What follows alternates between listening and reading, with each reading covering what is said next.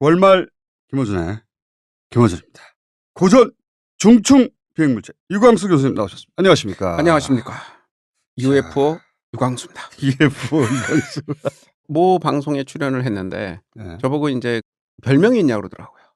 없다고 그랬어요. 근데 전 별명이 없었거든. 그러다가 문득 집에 가다가 아니야 나 UFO였잖아 라고 생각을 해서 이제부터 입에 익으라고 UFO 할 생각입니다. 네. 사실은 알고 물어봤을 텐데. 그러니까 요즘 제가 제정신이 아니에요. 너무 하는 일이 많아가지고. 자, 제정신이 아니란 말이죠. 네. 자, 그 상태로 들어가 보겠습니다. 네. 오늘 뭡니까? 오늘은 삼국유사에 있는 상유사? 예. 총수님도 아실 겁니다. 조신 이야기입니다. 조신. 모르겠는데. 알아. 왜? 꿈을 꿨더니 일생 전체를 꿈꿨단 얘기. 조신 이야기를 모르는 우리나라의 중고등학생은 단 한 명도 없습니다. 우리가 구운몽을 다뤘지 않습니까? 아, 그 시절에 배웠다? 예. 구운몽의 원류가 되는 작품이 뭐냐? 그럼 맨날 수업 시간에 외우는 게 뭐냐? 조신. 이거예요. 이게 삼국유사에 있는 조신 이야기가 구운몽에 영향을 주었고 구운몽이 나중에 옥루몽을 영향을 주었다라는 조신이에요. 결혼해서 살았다가 그렇죠. 깨보니까 꿈이었다. 그거? 그렇지. 아. 근데 사실은 많은 학생들이 조신 이야기 배울 때 재미가 없어요. 내용도 모르겠고 의미도 모르겠고 더 중요한 건 뭐냐? 앞부분에 하는 얘기가 훨씬 중요한 얘기인데 앞부분 얘기를 아무도 안 가르치고 대충 맨 뒤에 있는 조신 이야기만 딱 말하다 보니까 조신 이야기가 쭉 이어지는 스토리. 그렇습니다. 사실은 삼국유사에 탑상이라는 챕터가 있는데 탑상은 탑이나 스컬프처 불상들에 얽힌 신이한 이야기들만 모아놓은 챕터예요. 불교 챕터네. 그렇죠. 원래 이제 삼국유사 앞부분에 보면 막 왕 얘기 나오고 막 이런 거 하지 않습니까? 소위 기편이라고 그래서 기한 것들을 모아놨다 그런 거고요. 이 탑상이라는 것은 그야말로 탑과 절, 불상 이런 것에 얽힌 불교 이야기를 모아놓은 곳 중에 제목 이름이 이래요. 한문으로. 낙산, 이대성, 관음, 정취, 조신. 와, 또 어렵다. 야, 어렵죠. 근데 사실 별게 아니라 우리 동해에 가면 낙산사라는 절 있지 않습니까? 네. 낙산사라는 절이 어떻게 만들어졌느냐에 대한 설명을 하고 있는 거예요. 그러니까 이런 스님도 낙산사가 어떻게 만들어졌고 낙산사에 어떻게 해서 이런 관음보살이나 다른 보살상을 가지게 됐고 라는 그 이야기를 위주로 하시는데 상당히 묘해요. 전혀 생뚱맞은 것 같은 조신 이야기가 뒤에 뚝 붙어 있어요. 혹처럼. 네, 들어볼게. 내가 이때까지 배운 고전은 다엉터리였어. 이 시간을 통해서 새롭게 깨닫게 되는데. 일단은 삼국유사의 기록이 역사 기록이다 보니까 한문이어서 너무 짧아. 그러다 보니까 이해가 좀 어려운 것 같아요. 그래서 제가 설명을 붙여가면서 해보도록 하겠습니다. 짧아도? 알 사람은 다 알아. 짧아도 들어보면. 오케이. 예, 자, 들어보고. 자, 일단 원문을 읽어보겠습니다. 옛날에 의상법사가 처음 당나라에서 돌아왔을 때 원효 의상할 때 그 의상? 예, 그 의상입니다. 오늘 의상하고 원효가 나와요. 앞부분에 그 사람 얘기 나오는 걸 다 빼버렸어. 다시요. 옛날 의상법사가 처음 당나라에서 돌아왔을 때 관음보살의 진신이 이 해변의 굴에 산다는 말을 듣고 낙산이라고 이름을 지었다. 이거 거의 암호입니다. 이런 식으로 기록되어 있는 걸 제가 다 풀어서 차근차근 설명을 해보겠습니다. 이 의상이라는 사람은요, 아시다시피 의상과 원효 둘이 친했다고 하죠. 라이벌 아니야. 라이벌. 그렇죠. 네. 의상은 중국 당나라에 유학을 갔습니다. 불교를 깊이 공부해서 깨우치기 위하여서 당나라를 주유해서 크게 이분이 성공한 스님이 돼요. 엄청난 스님이 됐는데 성공했음에도 불구하고 마음속에 뭐가 있느냐? 뭔가 껄쩍지근한 게 있는 거야. 사람들은 다 훌륭한 사람이라고 그러는데 본인만 껄쩍지근해. 본인 스스로는 도를 끼얹지 못했어. 그렇죠. 당나라에 유학을 간 거예요. 갔다가 돌아오는데 왔더니 신라 사람들이 자 우리나라 50년대 60년대를 생각하세요. 뉴욕 그러면 우와, 파리 그러면 우와 이렇게 하던 때 같은 거예요. 신라 입장에선. 그러니까 다시 조국에 돌아왔는데 아이 무지하고 미련해 보이는 신라 사람들이 뭐라 그러냐면 동해안에 지금 낙산사 지역입니다. 동해안의 어느 지역에 가면 거기에 진짜로 관음보살께서 사신다라고 말하는 거예요. 너 중국에서 유학했는데. 그렇지. 거기서 관을 못 만났지. 그렇지. 이 첫째 구절이 그 얘기인데 이거를 제대로 얘기한 사람이 거의 없어요. 관음은 거기까지 갈 필요가 없었어. 그렇죠. 동해에 살아. 그렇습니다. 어디 구례. 그렇지. 오케이. 여기서 중요한 게 뭐냐면 이게 지금 우리 마지막에 해야 될 조신 이야기까지 핵심 관통인 건데 중국 가서 큰 공부를 하고 요즘 말로 하면 학위를 몇 개씩 하고 와 하고 오면 대단한 사람이 될 거라고 생각해서 의상이 간 거야. 사람들이 다 추앙해. 다 추앙해도 자기 마음속에 늘 걸쩍지근한 마음이 있는 거예요. 왜냐면 나 아직 부처를 만나지 못했어. 그렇지. 깨달음을 못 얻은 거야. 오케이. 그런데 다시 신라에 왔더니 별 볼 일 없고 좀 심하게 말하면 거지 같은 저 동해안 어느 굴에 관음보살께서 진짜로 사신다는 거야. 아니 관음보살은 우리나라 같은 데 살면 안 되지거든. 서역 서천국에 계시던지 중국처럼 큰 나라 당나라에 있어야지 이게 뭐야? 오케이. 라는 마음을 듣고도 이분이 워낙 진지하신 분이시라 그래?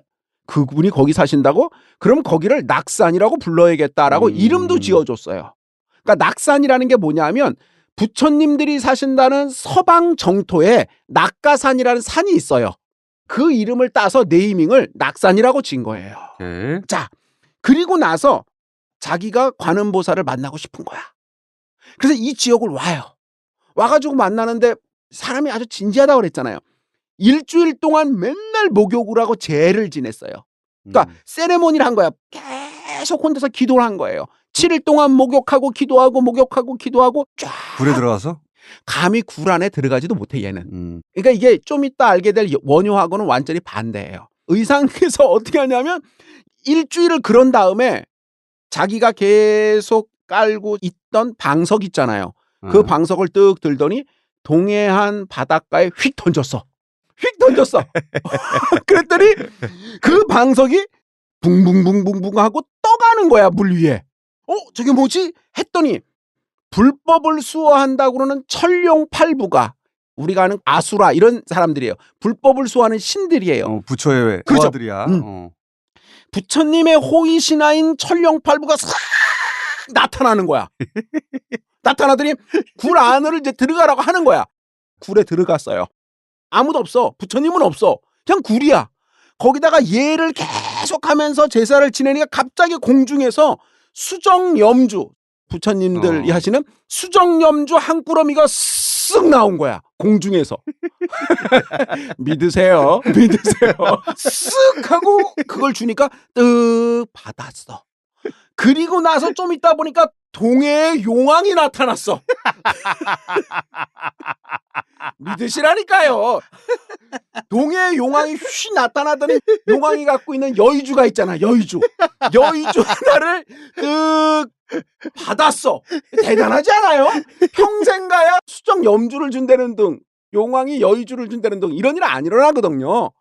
자, 그거를 받아서 나왔어요. 굴 밖에. 이 사람 아주 깝깝한 사람이에요. 나 같은 스타일인가 봐. 깝깝해. 다시 나와서 목욕을 다시 막 하고서 다시 기도하기를 7일 동안 계속했어. 목욕을 좋아했구나. 자, 목욕 재개를 했어. 다 목욕 재가면서 7일 동안 계속 기도를 했더니 드디어 관음보살의 진신을 만났어요. 드디어 나타났어. 관음께서 말씀하십니다. 내가 앉아있는 산 꼭대기에 한 쌍의 대나무가 솟아날 것이니 그 땅에 절을 짓는 것이 좋을 것 같다. 이제 미션을 준 거야. 내가 있는 곳이 있는데 어딘지 모르지? 거기 좀 있으면 대나무가 나올 거다. 그 대나무 나온 데가 바로 내가 있는 곳이니까 거기다가 뭘 지어? 절을 지어라. 이렇게 미션을 준 거예요. 딱 보니까 진짜 저쪽 산구석에 갑자기 대나무가 쑥 올라오는 거예요. 삼국사 기록 그대로야. 쑥 하고 대나무가 나오니까 받은 미션 있잖아. 아, 여기 관음보살이 계시구나 해서 거기다 절을 지었어요. 지고 나서 여기가 관음보살께서 계시는 곳이잖아요. 그래서 어떡하냐? 관음보살상을 만든 거예요. 얼마나 기가 막히게 잘 만들었는지 살아있는 것처럼 곱고 알이 닦고 끝내주게 잘 만들어서 거기에 관음보살 상을 잘 봉안하고 나자마자 솟아났던 대나무가 다시 스르르르르르르륵 하고 사라진 거예요. 자, 자, 그 다음에 구절이 중요합니다. 그제서야 원문을 읽습니다. 관음의 진짜 모습이, 관음의 진신이 이곳에 머문다는 것을 알았다. 그래서 그절을 낙산사라고 하고 받았던 그 염주와 여의주를 그 절에 봉안하고 떠났다. 알겠어, 번지. 벌써 알면 안 되는데. 옛날에 중세 카톨릭이 하늘나라 면제부 팔아가지고 성당 건축했잖아요. 그렇죠. 그렇죠. 절 건축에 보시 많이 하라는 이제 건축 헌금 설한데 이게. 그렇죠. 그런데 이 스토리가 재밌는 게 예수, 그러니까 중동의 서사는 처녀 생식으로 태어난 아이가 그렇죠. 죽었다가 살아나는 정도 아니에요? 그렇죠. 네? 그러다가 하늘로 올라갔다 이 정도인데 판타지 스타일이네. 중국 서유기 또는 뭐 인도 시바 신처럼 그렇죠. 불 나오고 막 네. 부처의 신하들 나오고 막 여의주 나오고 그렇죠. 막 스펙타클해. 네. 그런데 듣고 보니까 이거야. 의상이 중국에 가가지고 이제 보살 만나려고 그랬는데 못 만난 거야. 못 만난 거죠. 결국 한국 돌아왔어. 근데 보살 동해에 있다고 하면서 한국 거점을 마련한 거지. 구라야. 네. 건축 헌금 구라.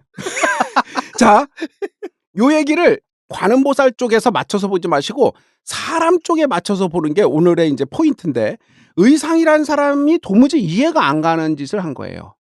일단 의상이 큰 꿈을 안고 넓은 곳에 가서 공부하겠다고 불교의 본산이라고 생각하는 곳까지 갔어요. 근데 실제로는 아무것도 깨달은 게 없는 거야. 그래서 돌아왔어요. 부처를 만나려고 했는데 못 만난 거야. 못 만난 거죠. 다른 사람은 대단하다고 그러지만 자기는 하지 못한 거야. 그러니까 부처 있는 줄 알았는데 없어. 그렇죠. 그런데 여기에 있다니까 그 말을 믿고 만나러 갔어요. 그래서 어떻게 했냐면 막 7일 동안 목욕하고 나서 부처의 신하들인 천룡팔부가 나타나고 염주를 받고 동해용왕한테 세상에 여의주를 받고 진짜 관음보살의 모습을 만났잖아요. 관음보살이 뭐라고 그러냐면 대나무 나온 곳에 절을 지어라 그랬어요. 이미 만났잖아요. 그래서 절을 졌어. 그리고 나서 대나무가 없어졌어. 그리고 나서야 비로소 이곳에 관음보살이 진짜 계시나 보다 이렇게 말했어요. 관음보살을 만났잖아요. 분명히 이야기 속에. 그런데 대나무가 없어지고 나서 뭐라 그러냐면 여기가 진짜 관음보살이 계신 곳이네.